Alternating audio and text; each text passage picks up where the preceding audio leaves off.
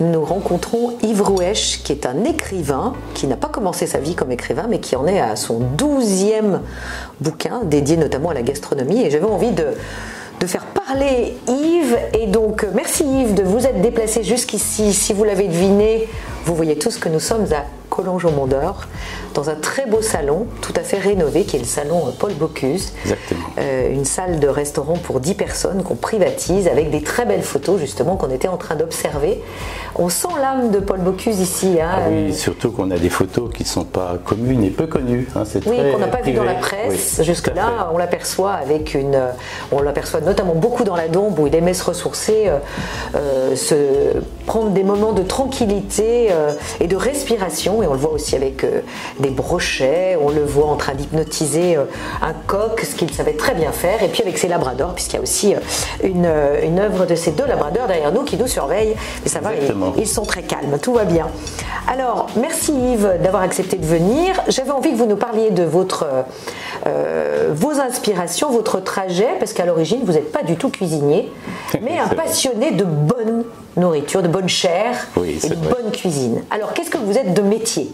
Moi, je suis ingénieur biochimiste de métier, mais c'est vrai que j'ai exercé toute ma carrière professionnelle dans le logiciel informatique, et donc en parallèle, j'ai toujours été passionné de cuisine, de vin et de gastronomie, et c'est comme ça que je me suis intéressé à la gastronomie vers 2009, à peu près 2008-2009. Il y a eu un événement qui a fait que je suis sombré et tombé dans la marmite. D'accord, ça veut dire que vous voyagez beaucoup, et que vous aviez l'occasion de goûter des mets fins et variés de la France entière, ou peut-être du monde entier? Oui, du monde entier, de beaucoup d'Europe. J'ai fait peut-être, je sais pas, 2 ou 3 000 restaurants.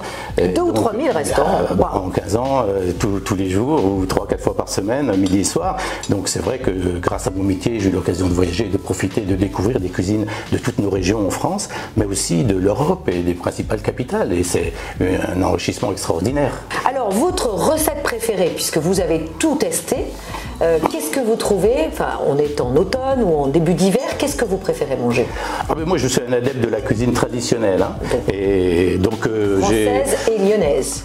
Française, oui, je suis ouvert à toutes les cuisines, il n'y a pas de problème. Mais en France, et particulièrement à Lyon, j'aime la cuisine traditionnelle. Et c'est vrai, on est en automne, j'ai amené ici un menu qui est de Monsieur Paul, qui a été exécuté en 1967 pour le Club des 100, et où il a mis en exergue le lièvre à la royale. Il donne la recette dans le détail, sur 2 pages.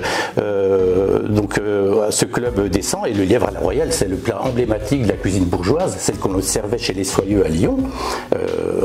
Préparées par leurs cuisinières bourgeoises qui sont devenues les mères. C'est ça. Ces mères, on rappelle, donc au 19e siècle, en général, elles avaient plus d'enfants à charge, elles travaillaient dans ces maisons familiales et elles cuisinaient bon, en bonne quantité, avec beaucoup de crème, avec bourgeoise, des produits qui avaient évidemment du goût, puisque là, pour le coup, on était vraiment en circuit court, avec tous les bons produits locaux. C'est la vraie richesse de la région lyonnaise, c'est d'avoir tous ces bons produits autour de chez nous.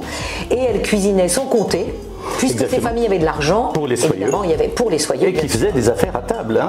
Et donc, elle préparait le lièvre à la royale, elle gratin de queue d'écrevisse. Vous avez sélectionné quelques photos. Une volaille aux écrevisses, volaille de Bresse cuisinée aux écrevisses. C'est extraordinaire comme plat traditionnel. Hein. C'est un plat traditionnel lyonnais qui vaut son pesant d'or. Alors là, c'est des photos que vous avez, parce que en plus d'être un expert en cuisine, d'être un excellent cuisinier, d'avoir écrit des bouquins, de donner vos avis qui, à mon avis, sont tout à fait judicieux, vous faites des photos culinaires. Oui, mais c'est un truc de fou, parce que c'est compliqué. C'est un très gros travail. On a envie de manger ça. Hein. C'est un très gros travail. Franchement, je l'ai fait. C'est très appétissant.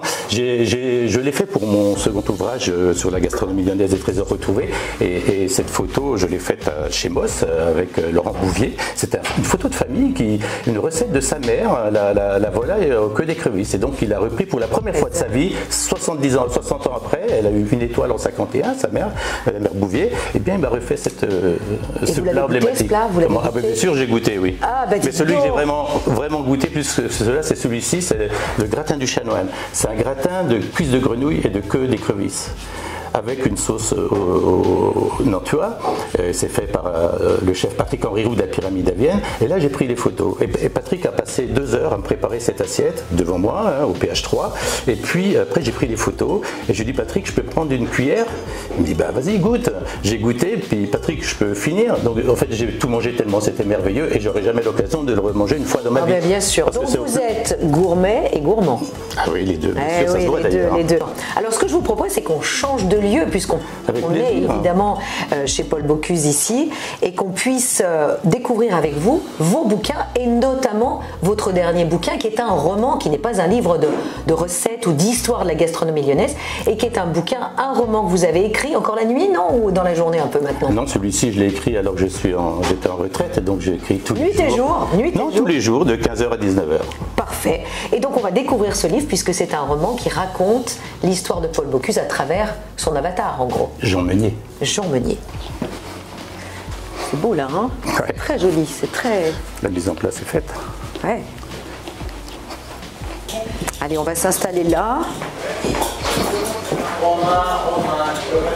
Alors, une jolie table qui est dressée pour le déjeuner. Avec des belles assiettes, elles sont belles. Nous sommes prêts.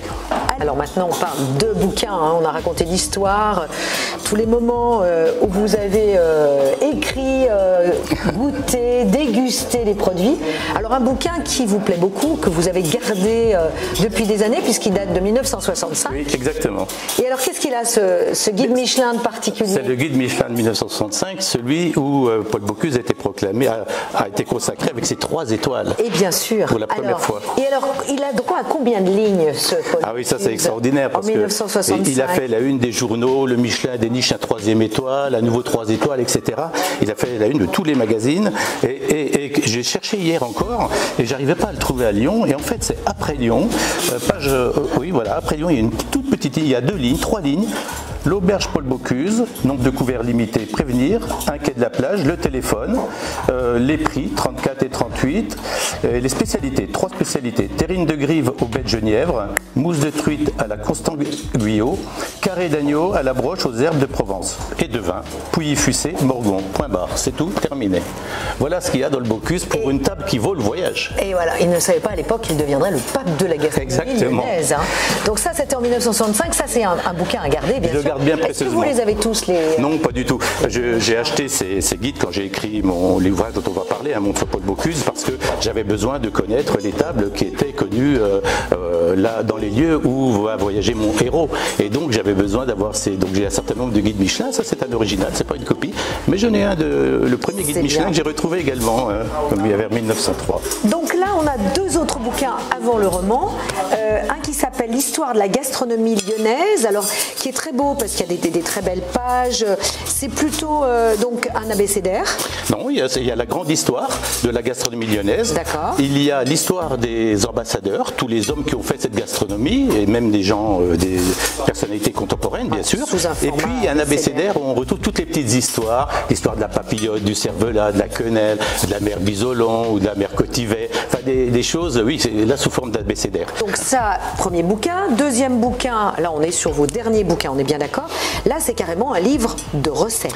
Oui, alors quand j'ai écrit ce premier livre, j'ai découvert au fil de mes recherches plein de recettes qui avaient disparu depuis la Renaissance, des tables lyonnaises, ou même des pâtes et croûtes, comme la toque du président Adolphe Clerc qui avait disparu des charcutiers. Et j'ai eu l'idée de retrouver ces recettes, de les remettre dans leur contexte historique, raconter l'histoire de la recette ou de leur auteur, et j'ai demandé à une quarantaine de chefs étoilés, Georges Blanc, chez Bocuse, Christian Tête-Doigt et bien d'autres, de reproduire ou de revisiter ces recettes. Et j'ai demandé aussi à des mofs, pâtissiers, fromagers, chocolatiers, de refaire des pâtisseries également. De sucré, là, j'étais un peu sur ma faim. J'ai intégré aussi les pâtisseries disparues jusqu'en 1950.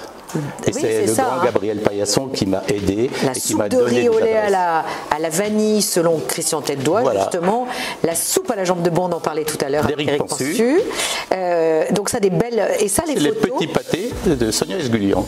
Quelques mots sur ce roman, parce que un monde monde sans Paul Bocuse. Alors la petite histoire est que vous savez qu'on manque de papier, donc vous m'avez expliqué que quand vous l'avez envoyé chez l'imprimeur, il n'avait pas la possibilité tout de suite de l'imprimer, que c'était une denrée extrêmement rare qu'il fallait commander et qu'on imprimait quand on le commandait. C'est ça, il était imprimé à la demande. C'est presque ça, mais l'imprimeur était en rupture. Il n'avait pas le papier adapté pour faire un roman, et tous les romans de l'éditeur avec qui j'ai travaillé. Et donc, on l'a confié à quelqu'un en ligne, une société qui imprime en ligne depuis le 1er novembre. Mais maintenant, l'imprimeur a livré des ouvrages, et donc on a des ouvrages chez l'éditeur. Donc on a deux types d'ouvrages, un ouvrage imprimé par Amazon et un ouvrage de chez tous les libraires qui est fourni par l'éditeur et imprimé par un professionnel.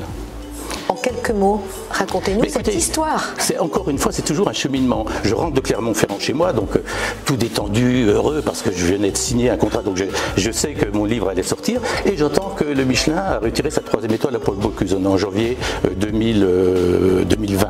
Et à ce moment-là, je dis, mais c'est pas possible, on lui a fait ça, le pauvre, il est parti 2 ans après, on lui enlève son étoile. Et là, tout de suite, j'ai eu envie d'écrire un roman pour lui rendre hommage, et donc j'avais le choix.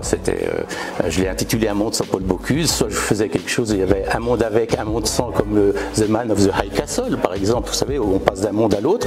J'ai préféré avoir un cuisinier, Jean Meunier, dont la vie est inspirée de celle de Paul Bocuse.